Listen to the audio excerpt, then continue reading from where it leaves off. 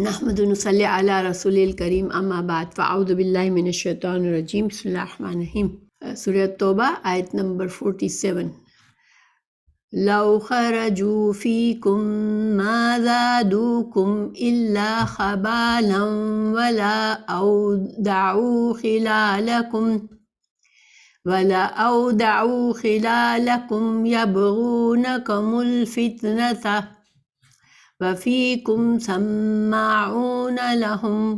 وَاللَّهُ عَلِيمٌ بِالظَّالِمِينَ۔ اگر یہ تم میں مل کر نکلتے بھی تو تمہارے لیے سوائے فساد کے اور کوئی چیز نہ بڑھاتے، بلکہ تمہارے درمیان خوب گھوڑے دوڑاتے اور تم میں فتنے ڈالنے کی تلاش میں رہتے۔ ان کے ماننے والے خود تم میں موجود ہیں اور اللہ ان ظالموں کو خوب جانتا ہے۔ تو اس آیت سے پیچھے کا کیا کنیکشن ہے؟ دیکھیں سورہ توبہ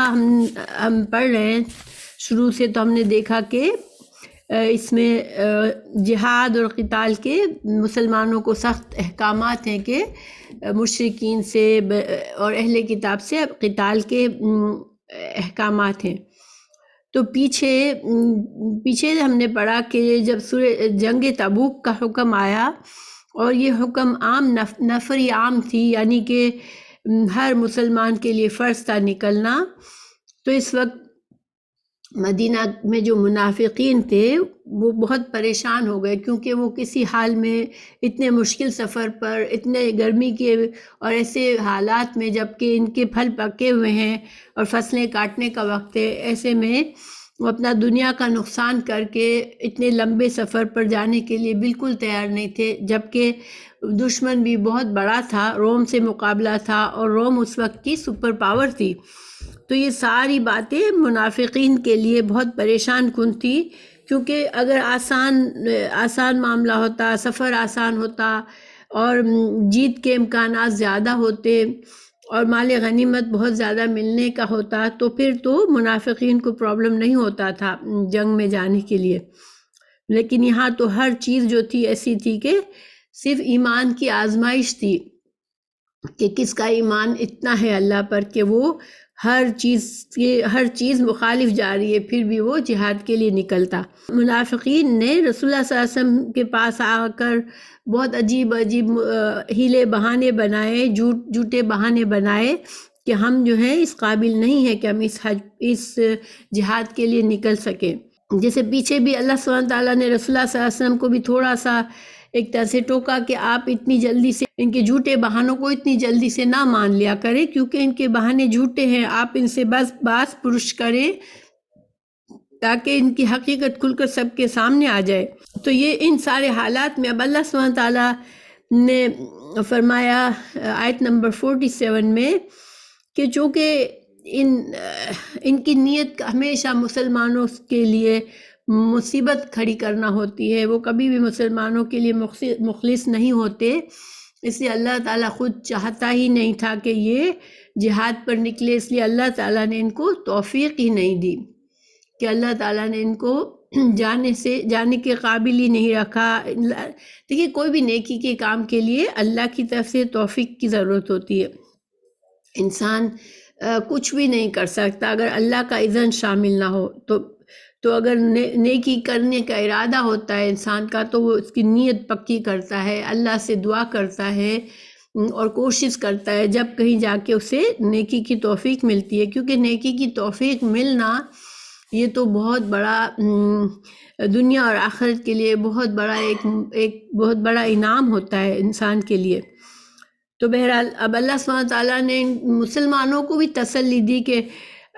دیکھیں اتنے سارے منافقین نہیں جا رہے تھے، تو مسلمانوں کے لیے بھی یہ تھا کہ اتنی مشکل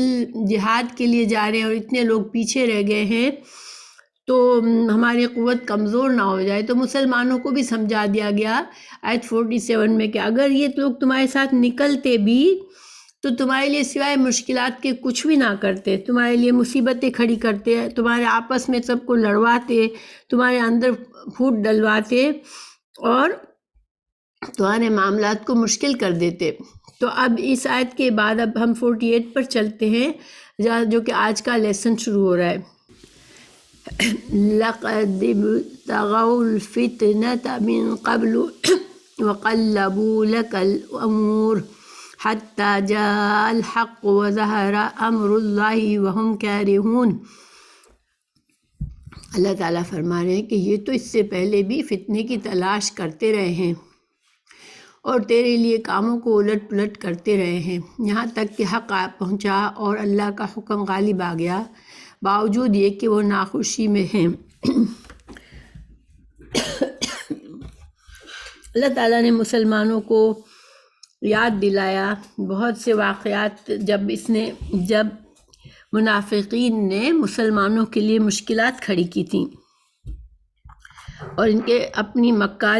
کی مکاریوں کا اللہ تعالیٰ نے پردہ کھولا یہاں پر اس آیت میں۔ تو ان کی کچھ باتیں جو ہیں، دیکھیں جب رسول اللہ صلی اللہ علیہ وسلم ہجرت کر کے آئے مدینہ، تو مدینہ میں یہودی بھی تھے اور کچھ مشرکین تھے اور بہت سے لوگ مسلمان بھی ہو گئے تھے۔ تو اس وقت بہت سے یہودی اور مشرکین جو مسلمان نہیں ہونا چاہ رہے تھے، وہ بالکل بھی خوش نہیں تھے کہ رسول اللہ صلی اللہ علیہ وسلم مدینہ میں آئے اور اسلام روز بروز بڑھتا جائے۔ تو انہوں نے مسلمانوں کے اندر لڑانے کی کوشش کی۔ اوس اور خزرج کے قبیلے کے جو کہ مسلمان اب ہو چکے تھے، ان کو ان کی پرانی دشمنی یاد دلا کر ان کے آپس میں ان کے جھگڑے کروا دیے۔ جنگ بدر کے لیے جب رسول اللہ صلی اللہ علیہ وسلم گئے تو اللہ تعالیٰ نے جنگ بدر میں اتنی عظیم فتح نصیب کی اپنے پیارے رسول صلی اللہ علیہ وسلم کو کہ اب یہ متاثر ہوئے دین سے کہ یہ تو اس میں تو بڑے فائدے ہیں، اتنی آسانی سے اتنا سارا مال غنیمت لے کر آئے مسلمان، تو اب وہ اپنے دنیا کے فائدوں کے لیے اور پھر دوگلے پن سے کہ مسلمانوں سے بھی ہم اچھے تعلق رکھیں گے تو ہمارے اس مسلمانوں سے بھی فائدے ہمیں ملیں گے اور تحفظ بھی ملے گا، تو اس دوگلے پن کی وجہ سے وہ مسلمان ہوئے تھے۔ حالانکہ اس سے پہلے رسول اللہ صلی اللہ علیہ وسلم اور مسلمانوں کو بالکل بھی ان سے مخالفت کرتے تھے اور ان کے لیے مشکلات کر رہے تھے کھلم کھلا۔ لیکن بدر کے بعد ان کو اب بظاہر مسلمان بنے تو اپنا اندر کا جو بغض اور حسد تھا وہ انہوں نے اپنے اندر چھپایا، اور اس کے بعد جب ان کا یہ طریقہ رہا کہ مسلمانوں پر جب مشکل آتی تو بہت ہی نازک وقت میں یہ مسلمانوں کے اندر کچھ نہ کچھ خرابی پیدا کر دیتے۔ جیسے مثال کے طور پر جنگ احد کے موقع پر جب رسول اللہ صلی اللہ علیہ وسلم 1000 کا لشکر تھا مسلمانوں کا اور مشرکین 3000 کا لشکر لے کے مدینہ کے قریب آ چکے تھے، احد کے پہاڑ کے پاس تھے۔ اب مسلمان نکلے، جب احد کی طرف گئے جنگ کے لیے، تو عبداللہ بن ابی جو کہ منافقین کا سردار تھا، این جنگ کے وقت وہ اپنے 300 آدمیوں کو لے کے چلا گیا کہ یہ آپ لوگوں کا طریقہ جو ہے وہ صحیح نہیں ہے، یہ کوئی جہاد نہیں ہے، یہ تو اپنی جان کو ہلاکت میں ڈالنے والی بات ہے کہ اتنے سارے دشمنوں کے سامنے ہم جو ہے اتنی چھوٹی تعداد میں ہم باہر نکل کے ان سے لڑ رہے ہیں۔ تو اب 1000 میں سے بھی 300 لوگ چلے گئے تو ظاہری بات ہے مسلمانوں کے لیے بہت ہی زیادہ ہمت توڑنے والی بات تھی۔ لیکن اللہ تعالیٰ نے جنگ احد میں بھی بعد میں پہلے تو تھوڑی سی خرابی ہوئی، لیکن اس کے بعد اللہ تعالیٰ نے مسلمانوں کی عزت کے ساتھ ان کو رکھا اور ان کے معاملات کو سنوار دیا۔ اسی طرح غزوہ بنو نذیر ہوا تو یہ یہودی قبیلے کے ساتھ آپ صلی اللہ علیہ وسلم نے ان کا حصار کیا تھا، اس لیے کہ رسول اللہ صلی اللہ علیہ وسلم ان کی شرارتیں بہت بڑھ گئی تھی اور رسول اللہ صلی اللہ علیہ وسلم کی قتل کی سازشیں کی تھی انہوں نے۔ عبداللہ بن ابی پھر آڑے آ گیا اور رسول اللہ صلی اللہ علیہ وسلم سے ان کی جو سزا تھی اس کو کم کرانے کے لیے بحث کرنے لگا۔ اسی طرح بنو قریظہ کے قبیلے کے ساتھ بھی یہ ان کو بھی ابھارتے رہتے تھے مسلمانوں کے خلاف۔ حضرت عائشہ رضی اللہ عنہا کے اوپر بہتان لگایا، رسول اللہ صلی اللہ علیہ وسلم کے اپنے گھرانے کو اتنے غم سے گزارا، مسلمانوں میں سخت بے چینی اور پریشانی کو پھیلا دیا اس واقعے کے تحت۔ مگر اللہ سبحانہ تعالیٰ نے اس میں بھی سورہ نور میں آیت برات نازل فرمائی، حضرت عائشہ رضی اللہ عنہ کی بے گناہی کو ثابت کیا پھر انہوں نے مسجد درار بنائی مدینہ میں، اور اس مسجد کا مقصد یہ تھا کہ مسلمانوں کے خلاف یہاں اسلحہ بھی جمع کریں گے اور مسلمانوں کے خلاف خفیہ میٹنگز کریں گے مسجد کے نام پر، تاکہ کسی کو پتہ نہ چلے ہم کیا کر رہے ہیں۔ اللہ تعالیٰ نے اپنے پیارے رسول صلی اللہ علیہ وسلم کو بتا دیا اس مسجد کے بارے میں، اور اس مسجد کو توڑنے کا حکم دے دیا۔ جنگ تبوک کے موقع پر بھی انہوں نے لوگوں میں بددلی پھیلانے کی کوشش کی، تاکہ لوگ نہ نکلیں کہ یہ کوئی طریقہ ہے، ابھی ہمارے فصلیں پکی ہوئی ہیں، ابھی اتنی گرمی ہے اور رومیوں سے لڑنے کی باتیں ہو رہی ہیں۔ اس طرح سے انہوں نے بددلی پھیلانے کی کوشش کی جنگ تبوک میں بھی۔ اور جب رسول اللہ صلی اللہ علیہ وسلم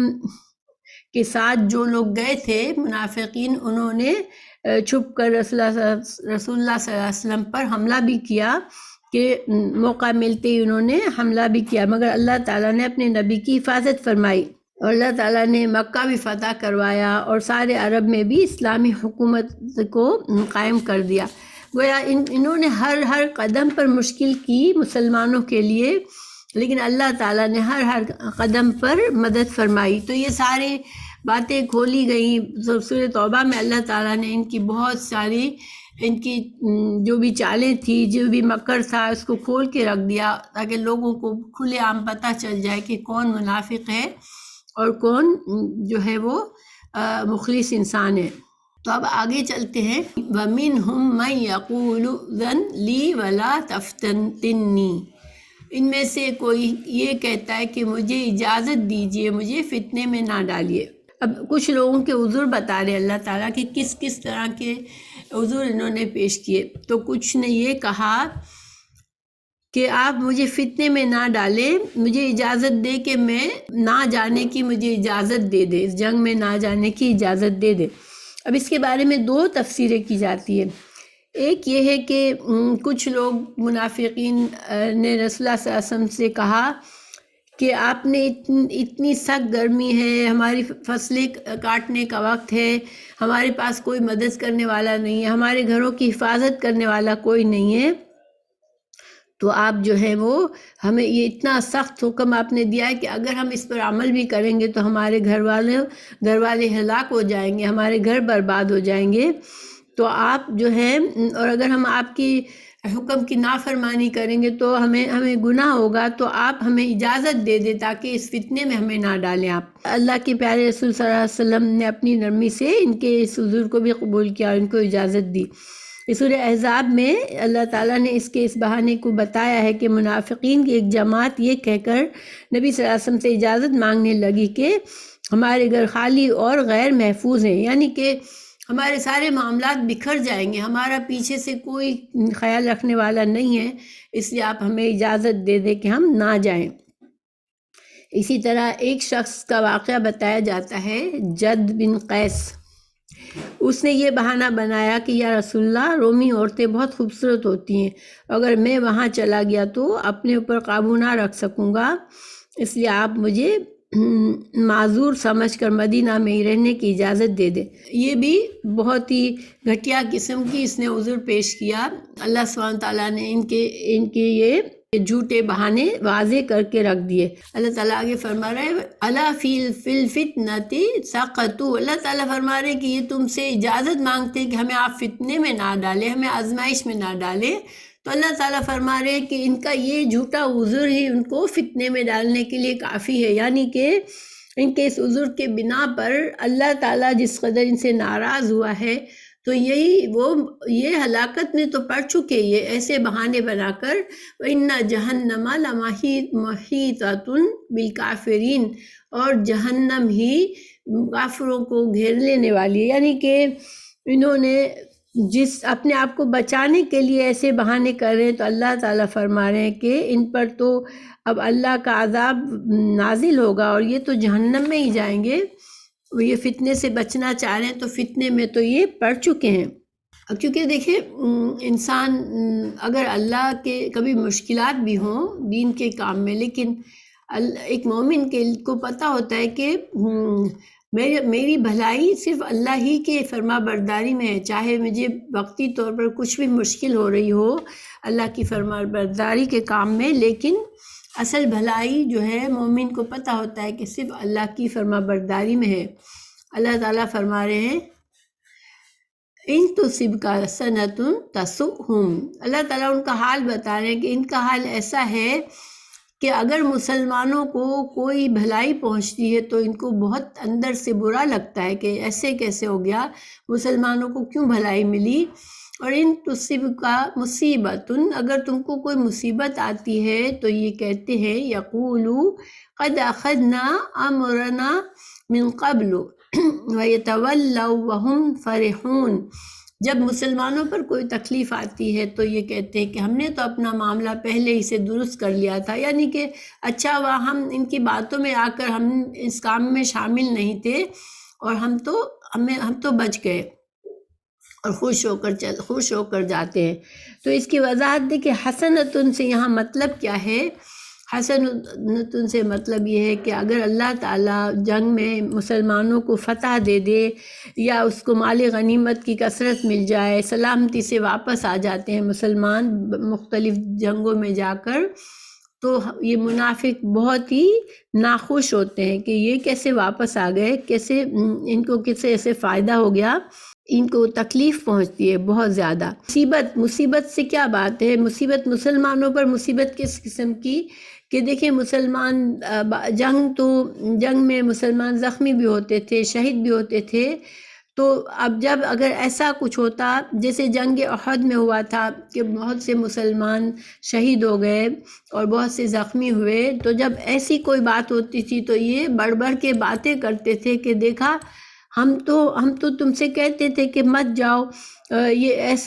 ایسے مشکل جہاد پر تم کیوں گئے، اس طرح سے کہ تم اتنے کم تعداد میں تھے تم کیوں گئے، ہم نے تو شکر ہے ہم نے تو صحیح فیصلہ کیا اپنے لیے اور ہم تو بچ گئے۔ ان کی ذہنیت اللہ تعالیٰ بتا رہے ہیں۔ کچھ اور مثالیں بھی ہیں اس آیت کی کہ جب جنگ احد ہوئی تھی تو آپ لوگوں کو پتہ ہے کہ جنگ احد میں کچھ مسلمانوں پر آزمائش آئی تھی، کیونکہ کچھ مسلمانوں نے غلطی کی، آپ صلی اللہ علیہ وسلم کے حکم کی پابندی نہیں کی، تو مسلمانوں پر مشکل آئی تھی اور وقتی طور پر جو مشرکین تھے ان کو غلبہ ملا تھا، بہت سے مسلمان شہید ہوئے تھے، آپ صلی اللہ علیہ وسلم بھی زخمی ہوئے تھے، تو اس وقت جو تھے انہوں نے بہت زیادہ شور مچایا منافقین نے کہ بہت بڑھ چڑھ کر مسلمانوں کو تانے دیے کہ دیکھا ہم نے صحیح فیصلہ کیا، کیونکہ 300 منافقین کو لے کر وہ آ گیا تھا، تو اس کو بہت موقع ملا بولنے کا کہ میں صحیح تھا، میں نے تو اپنی حفاظت کر لی، تم لوگوں نے غلط فیصلہ کیا اپنے حق میں۔ لیکن وہاں بھی اللہ تعالیٰ نے کیا مدد کی مسلمانوں کی کہ فوراً ہی رسول اللہ صلی اللہ علیہ وسلم کو حکم دیا گیا کہ دوبارہ سے فوج لے کر جائیں، کیونکہ ابو سفیان جو ہے وہ سوچ رہا ہے واپس آنے کے لیے، کیونکہ جنگ احد میں عجیب سا ہوا تھا، حالانکہ مشرک جیت رہے تھے لیکن وہ میدان چھوڑ کر چلے گئے، حالانکہ جیتنے والی جو فوج ہوتی ہے وہ میدان چھوڑ کر ان کے پاس کوئی عذر نہیں تھا جانے کا، وہ لوگ مسلمانوں کو اور زیادہ نقصان پہنچا سکتے تھے، لیکن اللہ تعالیٰ نے ان کے دلوں میں رعب ڈالا اور وہ چلے گئے، اور پھر دور جا کے ان کو احساس ہوا کہ ہم نے تو غلطی کی، ابھی مسلمان بہت زخمی حالت میں ہے، بہت بری حالت میں، تو ہم ابھی مدینہ پر دوبارہ حملہ کر دیتے ہیں۔ اللہ تعالیٰ نے اپنے رسول صلی اللہ علیہ وسلم کو حکم دیا، جبرائیل علیہ السلام آئے کہ آپ کو دوبارہ جلنا ہے، تو رسول اللہ صلی اللہ علیہ وسلم نے انہی زخمی لوگوں کو جو پہلے آئے تھے مسلمان، جو پہلے شامل تھے رسول اللہ صلی اللہ علیہ وسلم کے ساتھ، انہی کو لے کر واپس نکلے، تو پھر مشرکین ڈر گئے کہ یہ تو بہت اسٹرانگ ہے کہ واپس آ رہے ہیں، تو اس کا مطلب ہے کمزور حالت نہیں ہے ان کی، تو یہ لوگ ڈر کے چلے گئے، اور مسلمان بہت سا فائدہ بھی لے کر آئے، اپنی شان اور عزت بھی ان کو واپس سے مل گئی کہ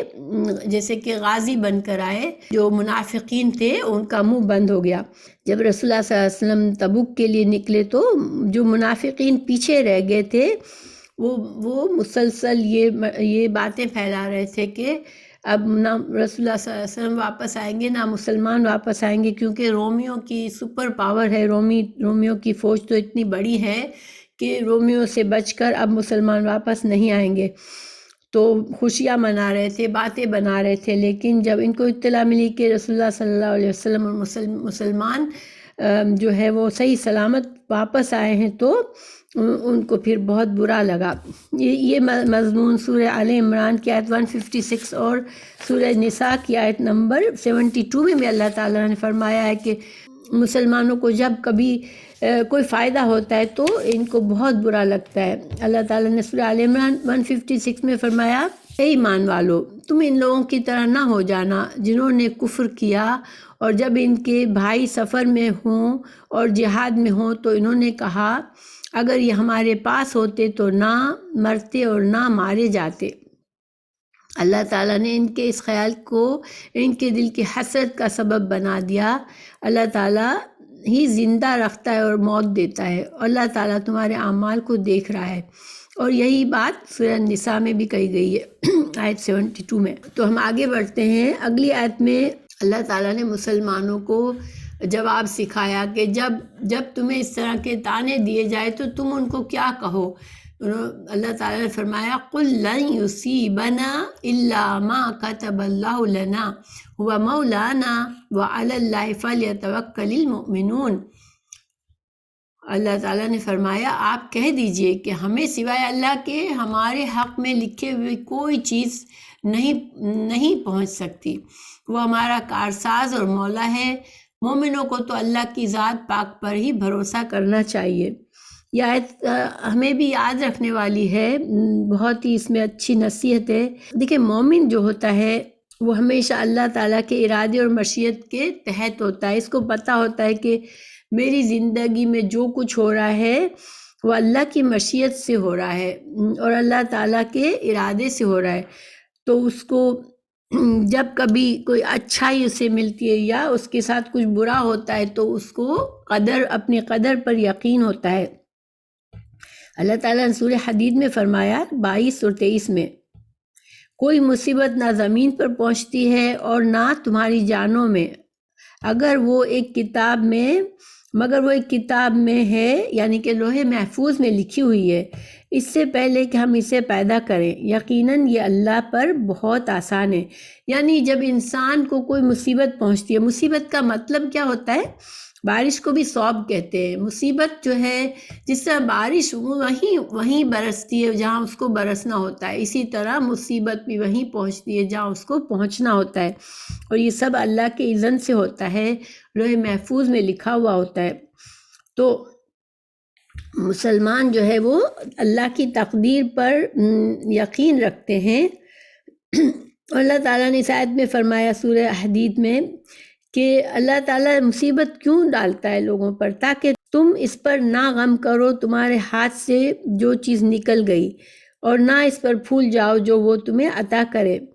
تو یہ آیت بڑی خوبصورت ہے۔ اللہ تعالیٰ مسلمانوں کو کیوں آزماتا ہے، کیوں مشکل آتی ہے؟ تاکہ مسلمانوں کی ٹریننگ ہو کہ زندگی میں مصیبت بھی آئے گی، مشکلات بھی آئے گی اور اچھے وقت بھی آئے گا۔ تو جب اچھا وقت آئے تو مسلمان آپے سے باہر نہیں ہو جاتا، اپنے فخر اور تکبر میں نہیں پڑ جاتا، اور جب اس کے اوپر مشکل آتی ہے، بیماری آتی ہے، تکلیف اور موت آتی ہے تو وہ غم سے اتنا نڈھال اور نا امید نہیں ہو جاتا کہ وہ اللہ سے بدگمان ہو۔ اسے اللہ پر بھروسہ ہوتا ہے کہ جو کچھ ہونا ہوتا ہے وہی ہوتا ہے،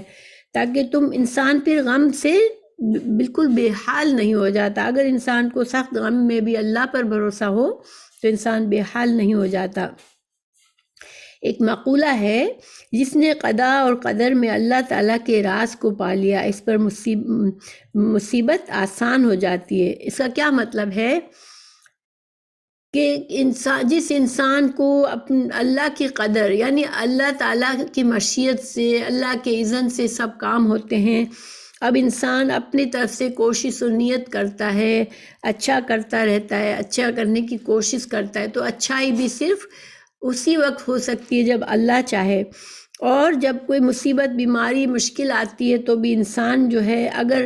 اپنی تقدیر پہ یقین رکھے کہ اللہ تعالیٰ نے جو میرے لیے یہ چیز لکھی تھی، اور جو چیز اللہ لکھتا ہے بندوں کے لیے اس میں بندوں کے لیے خیر ہی خیر ہوتی ہے۔ اگر انسان کو یہ یقین ہو تو پھر اس کے لیے کوئی مشکل بہت مشکل نہیں ہوتی۔ یا مسلمانوں کو تسلی دینا کیوں ضروری تھا کہ وہ اس ماحول میں رہتے تھے کہ ایک تو سخت آزمائشوں سے گزر رہے تھے، اور اس میں جانی تکلیف، مالی تکلیف، ہر طرح کی تکلیف سے گزر رہے تھے، اور ایسے میں منافقین کے طعنے ان کو بعض اوقات بہت شدید۔ دیکھیں انسان ایک تو مشکل سے گزر رہا ہوتا ہے، وہی کافی ہوتا ہے۔ اس کے اوپر اگر اس کے اپنے جس کو آپ دوست سمجھتے ہو، جو آپ کے آس پاس لوگ ہیں، ظاہر ہے وہ ان کی دوستانہ تعلقات بھی ہوتے تھے، تو اگر ایسے میں کوئی آپ کی ہمت اور توڑتا ہے تو یہ بہت ہی مشکل وقت ہوتا ہے۔ جب 70 لوگ مارے گئے تھے جنگ احد میں، تو بجائے ان سے ہمدردی کی اچھی بات کرنے کے بڑے طعنے سننے پڑے تھے ان کو کہ دیکھا ہم منع کرتے تھے تم کیوں گئے۔ تو بہرحال اللہ تعالیٰ نے مسلمانوں کا دل مضبوط کیا اس آیت میں، اور مومن جو ہے وہ ہر حال میں اللہ پر توکل کرتا ہے۔ حقیقت میں مومنوں کے لیے صحیح اگر اللہ سبحانہ تعالیٰ کی طرف سے جو بھی چیز آتی ہے، چاہے مصیبت یا راحت ہے، دکھ یا سکھ ہے، یا موت اور زندگی ہے، ہر طرح کے حالات میں اللہ کی طرف سے خیر ہی ہوتی ہے، ٹھیک ہے۔ اگر انسان یہ یقین رکھ لے میرے اللہ نے میرے لیے یہ فیصلہ کیا ہے تو اس میں میرے لیے خیر ہے۔ انسان بعض اوقات اپنی مرضی کچھ کر رہا ہوتا ہے، کوشش کر رہا ہوتا ہے، اور اس کی مرضی کے مطابق نتیجہ نہیں آتا تو اس کا دل چھوٹا ہوتا ہے، لیکن جن لوگوں کا تقوی زیادہ ہوتا ہے، جن کا اللہ پر توکل ہوتا ہے، وہ فوراً کہتے ہیں کہ جب اللہ تعالیٰ کا فیصلہ میرے فیصلے سے ہمیشہ اچھا ہے، اگر اللہ نے میرے لیے فیصلہ کیا ہے تو اس میں میرے لیے بھلائی ہے۔ جب اللہ تعالیٰ مومنوں کو تکلیف اور میں مبتلا کرتے ہیں تو اصل مقصد کیا ہوتا ہے؟ ایک تو آزمائش ہوتی ہے، ٹھیک ہے، کہ ہمارے اندر کچھ ایسی برائیاں ہوتی ہیں، ہمارے اندر کچھ ایسی غلط کام ہوتے ہیں، گناہ ہوتے ہیں، جس کا ہم عام طور پر ہم بھولے ہوئے ہوتے ہیں، ہمیں یاد نہیں ہوتا، لیکن جب مشکل آتی ہے تو ایک مومن اپنے اندر دیکھتا ہے، اپنے آپ کو ٹٹولتا ہے، تو اس کو اپنے گناہ، اپنی مسٹیکس نظر آتی ہے، اور وہ توبہ کرتا ہے، اللہ کی طرف پلٹتا ہے، اور اس کی تربیت ہو جاتی ہے، اس کے اندر سے وہ برائیاں نکل جاتی ہے، تو گویا وہ کمزوری، وہ بیماری، وہ مشکل اس کے لیے فائدہ مند بن جاتی ہے۔ اور جب اللہ تعالیٰ اسے نعمتیں دیتا ہے تو مومن کو پتہ ہوتا ہے کہ اللہ کی نعمتوں کا شکر کرنے سے نعمتیں بڑھتی ہیں، وہ اللہ کا اور شکر گزار بن جاتا ہے۔ تو گویا کہ ایک مومن کی زندگی جو ہے وہ صبر اور شکر کے درمیان ہوتی ہے۔ اسی طرح جب جہاد کے لیے لوگ نکلتے ہیں، جو مسلمان جہاد کے لیے نکلتے ہیں، تو یہ بھی ایک آزمائش ہوتی ہے۔ اس میں کچھ مسلمان جو ہیں وہ غازی بن کر آتے ہیں تو دنیا کے فائدہ، عزت اور اجر و ثواب کے ساتھ پلٹتے ہیں کہ انہوں نے جہاد کیا، لیکن جو شہید ہو جاتے ہیں، جن کو موت آ جاتی ہے، تو اللہ کے راستے میں جب مرتا ہے انسان تو وہ بہت عظیم موت ہوتی ہے، شہادت کی موت ہوتی ہے، جس کا ہر مسلمان کو خواہش رکھنی چاہیے۔ تو گویا مسلمان کو کبھی نقصان نہیں ہوتا، چاہے حالات اچھے ہوں چاہے برے ہوں، اگر انسان اللہ کا فرما بردار بندہ ہے تو اس کے اوپر کوئی چیز مشکل نہیں ہوتی۔ پھر آگے اللہ تعالیٰ فرما رہے ہیں ہوا مولانا، اللہ ہی ہمارا مولا ہے، ہمارا مددگار، حمایتی، کارساز صرف اللہ ہی ہے۔ فَلْيَتَوَكَّلِ الْمُؤْمِنُونَ، تو اللہ تعالیٰ مومنوں کو سمجھا رہے ہیں کہ تم ہر حال میں اللہ پر بھروسہ کرو۔ اگر تم اللہ پر بھروسہ کرو گے تو تمہارے لیے کوئی کام مشکل نہیں ہوگی، کوئی آزمائش مشکل نہیں ہوگی۔ اور دیکھیں علی اللہ، یہ جملہ ایسے ہونا چاہیے فَلْيَتَوَكَّلْ عَلَى اللَّهِ الْمُؤْمِنِينَ، ٹھیک ہے، علی اللہ کو یہاں ہونا چاہیے بیچ میں، علی اللہ پہلے آ گیا ہے، اس سے حصر آ جاتا ہے۔ حصر کا کیا مطلب ہوتا ہے کہ ترجمہ یوں ہو جائے گا کہ صرف اور صرف اللہ پر ہی، یعنی صرف اور صرف کا حصر کا معنی آ جائے گا کہ صرف اور صرف اللہ پر ہی توکل کرتا ہے مومن، ٹھیک ہے۔ اللہ پر توکل کرنا یہ بہت بڑی سعادت ہے، جس مومن کے اندر یہ یہ خوبی ہے کہ وہ ہر حال میں اللہ پر توکل کر سکتا ہے، اللہ پر بھروسہ رکھتا ہے، تو پھر وہ ہمیشہ کامیاب ہے۔ تو اللہ تعالیٰ نے یہاں پر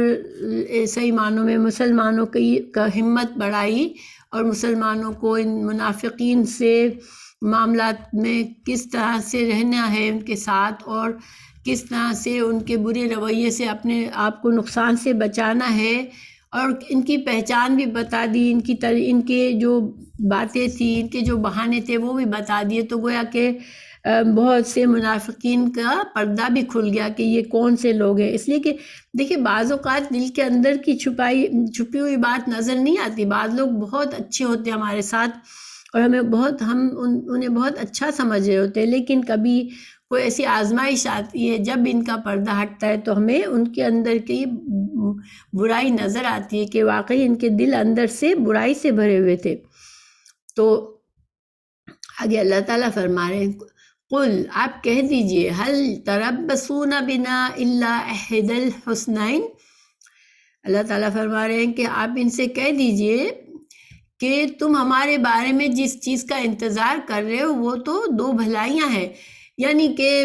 چونکہ منافقین اس انتظار میں تھے کہ مومنوں کو کسی طرح سے ان کو نقصان ہو، مسلمانوں کا یہ اسلام کا یہ مشن ہی ختم ہو جائے، کسی طرح سے بس ایک کوئی جنگ کے لیے جائے اور واپس ہی نہ آئے۔ تو اللہ تعالیٰ نے مومنوں کو سکھایا کہ تم ان سے کہہ دو کہ تم جس چیز کا انتظار کر رہے ہو ہمارے حق میں، تو وہ تو دونوں ہی خیر اور بھلائی ہے ہمارے لیے۔ دونوں ہی خیر بھلائی کیسے ہے؟ دیکھیں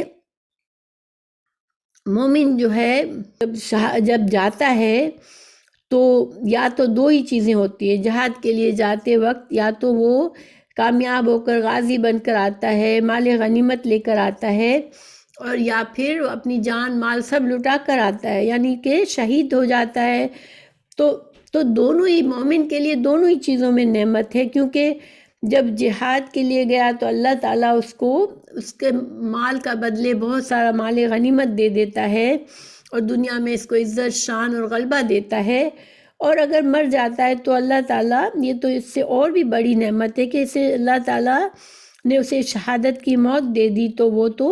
اس کے لیے تو پھر جنت ہے، اللہ تعالیٰ نے جنت کا وعدہ کیا ہے۔ تو یعنی کہ کسی بھی طرح سے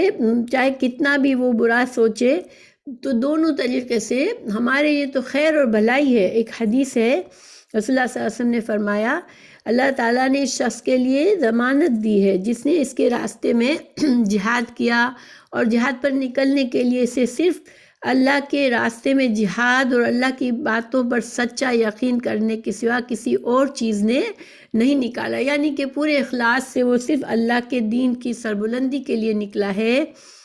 تو پھر اللہ اسے یا تو شہادت کی موت دے کر جنت میں داخل کرے گا، یا اسے اجر اور مال و غنیمت کے ساتھ واپس گھر لائے گا۔ یہ بخاری کی حدیث ہے۔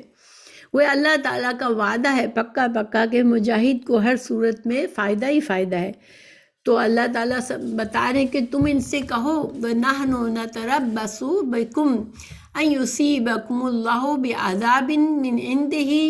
أَوْ بِأَيْدِنَا۔ تو اللہ تعالیٰ نے مسلمانوں کو سکھایا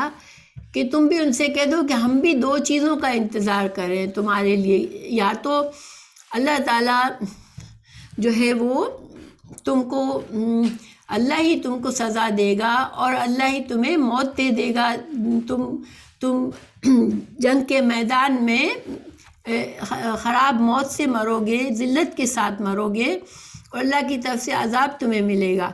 یا پھر اللہ سبحانہ تعالیٰ تمہیں ہمارے حوالے کر دے گا اور تم مظلوم اور تم مغلوب ہو جاؤ گے، ہمارے ذلیل ہو جاؤ گے۔ تو دونوں صورتوں میں ہمارے لیے فائدہ ہے۔ پھر اللہ تعالیٰ فرما رہے فَتَرَبَّصُوا إِنَّا مَعَكُمْ مُتَرَبِّصُونَ، کہ تم بھی انتظار کرو پھر ہم بھی انتظار کرتے ہیں، یعنی کہ مسلمانوں کو ایک طرح سے ہمت اور حوصلہ دیا گیا کہ ان کی جو بھی بری وشز ہے تمہارے لیے، جو بھی بری سوچ ہے وہ تمہارے لیے برائی کا انتظار کر رہے ہیں، تو ان کو انتظار کرنے دو، لیکن برائی اصل میں انہی کو پہنچنی ہے۔ تو الحمدللہ ان آیت میں اللہ تعالیٰ نے مسلمانوں کو کے حوصلے بڑھائے اور منافقین کے پردے چاک کیے، ان کے جھوٹ کو کھول کے سامنے رکھ دیا۔ تو ابھی یہ سلسلہ چلتا رہے گا انشاءاللہ۔ تو ہم یہاں پر ہمارا سبق ختم ہوتا ہے۔ ہمارے لیے آج کے سبق میں کچھ لیسن ہے، وہ یہ ہے کہ ایک مومن جو ہے وہ اللہ پر توکل کرنے والا ہوتا ہے۔ زندگی میں کسی کو بھی ہمیشہ اچھائی، خیر، بھلائی، صحت اور دنیا بھر کی نعمتیں نہیں ملتی۔ یہ زندگی آزمائش کی جگہ ہے، لیکن جب ہم پر آزمائش آئے، بیماری آئے، مصیبت ذہنی، جسمانی، روحانی کسی طرح کی ہم تکلیف سے گزر رہے ہوں، تو ہم اللہ پر بھروسہ کریں گے تو اس تکلیف سے انشاءاللہ ہم آسانی سے نکلیں گے بھی، اور ہمیں اس آزمائش کا جو مقصد ہے کہ مومن اپنے اندر جا کے اللہ سے استغفار کرے، اپنے گناہوں کے توبہ کر کے اپنے اندر جو برائیاں ہیں اس کو دور کرنے کی کوشش کرے، تو انشاءاللہ یہ تکلیف بیماری ہمارے لیے فائدہ مند ہو جائے گی۔ اور اگر اللہ تعالیٰ ہمیں نعمتوں سے نواز دے، اللہ تعالیٰ ہمیں دنیا بھر کی نعمتیں دے دے، تو ہم کبھی بھی تکبر کو اپنے پاس نہ آنے دے، اور ہمیشہ نعمتوں کو پا کر اور زیادہ عاجزی کا معاملہ کرے، احسان کا معاملہ کرے، اور ان نعمتوں کو اللہ کی رضا حاصل کرنے کے لیے استعمال کرے۔ تو انشاءاللہ ہمارے لیے زندگی کے تمام اپس اور ڈاؤن، تمام آزمائشیں انشاءاللہ ہمارے لیے خیر ہی خیر ہے۔ پھر تو ہمارا آج کا سبق پورا ہوا انشاءاللہ۔